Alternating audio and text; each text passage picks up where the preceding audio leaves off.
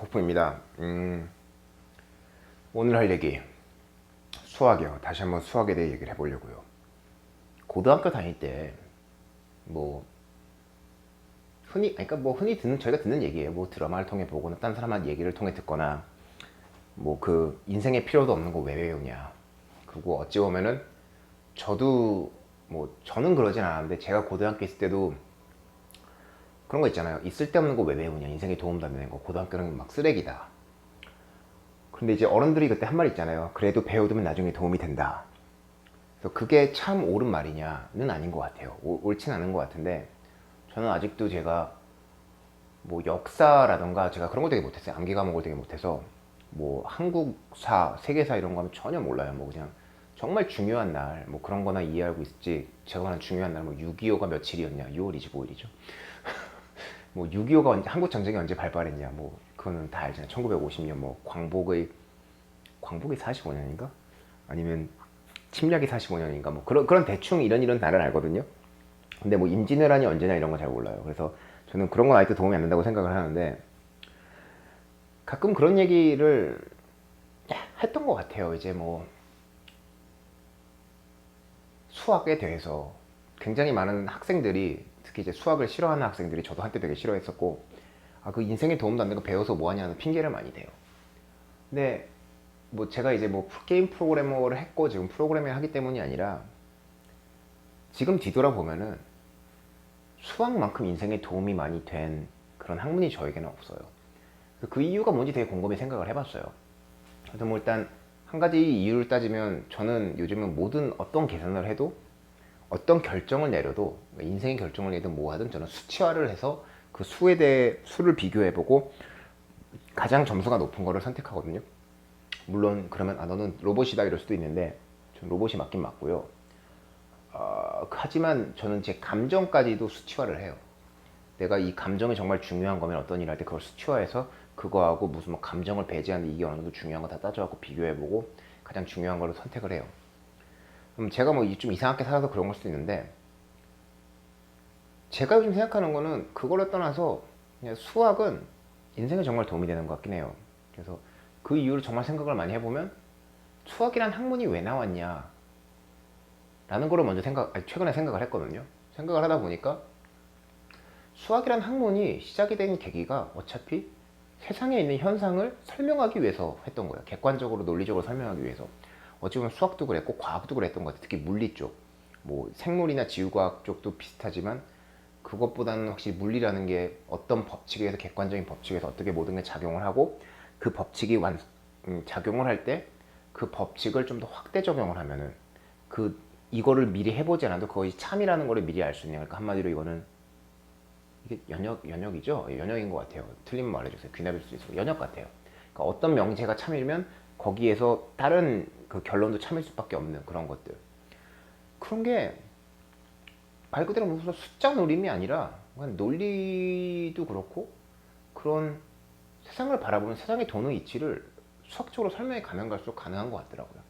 심지어는 뭐 이거는 약간 수학보다는 통계 쪽에 가까울 수도 있고 어쩌면은 진짜 순수하게 연역적인 수학보다는 이제 귀납적으로 그러니까 전에 말한 머신러닝 쪽에 가까울 수도 있는데 심지어는 어떤 사람들을 관찰을 해도 그 사람들의 행동하는 거에 따라 그 사람들이 어느 정도 수치화가 가능하고 그럼 이 사람들이 어떤 행동을 할 것이라는 예측까지도 가능한 그런 상황이 오거든요.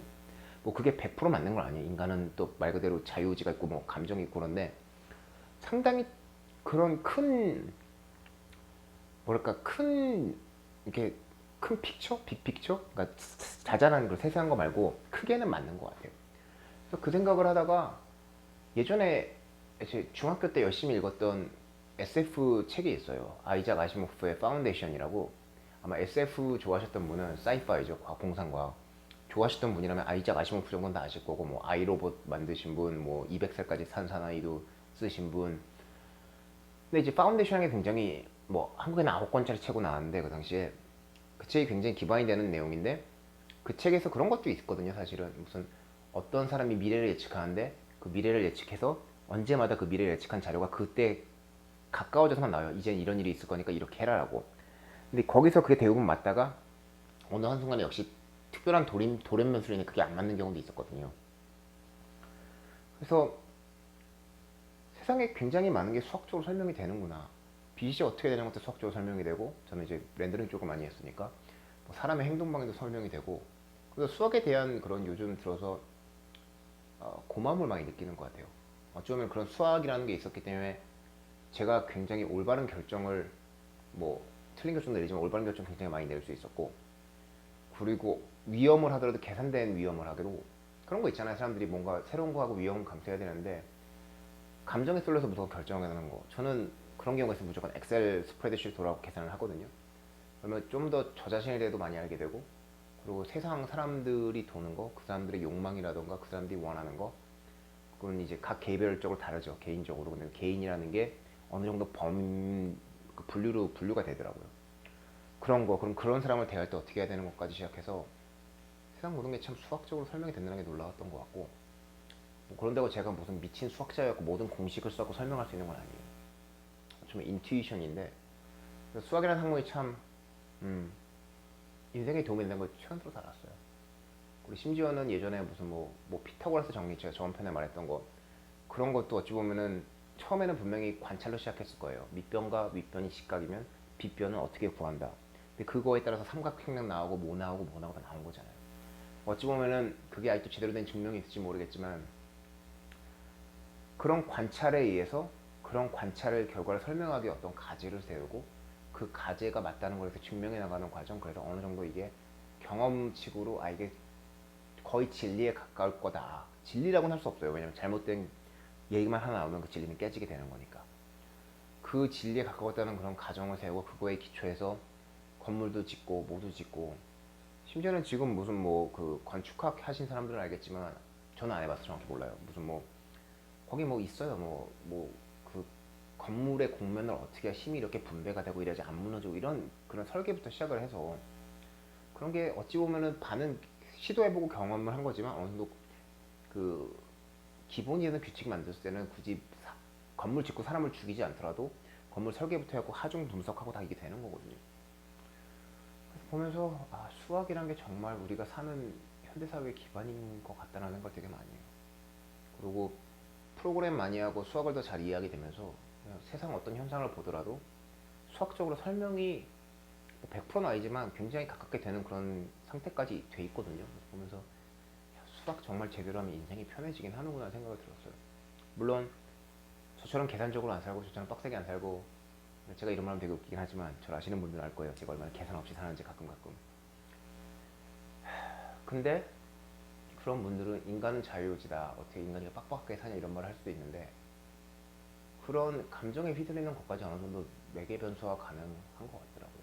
어찌 보면 좀 뭐 그 영어로는 conspiracy theory라고 하나요? 그 뭐지?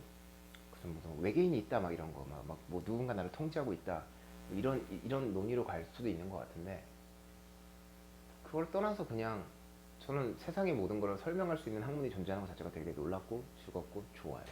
그래서 혹시라도 수학을 싫어하시는 분들은 그냥 주변에 있는 모든 아무거나, 뭐 책상도 좋고 밖에 빛이 비치는 것도 좋고 물방울이 튀는 것도 좋고 자기가 좋아하는 게 뭔가 있잖아요.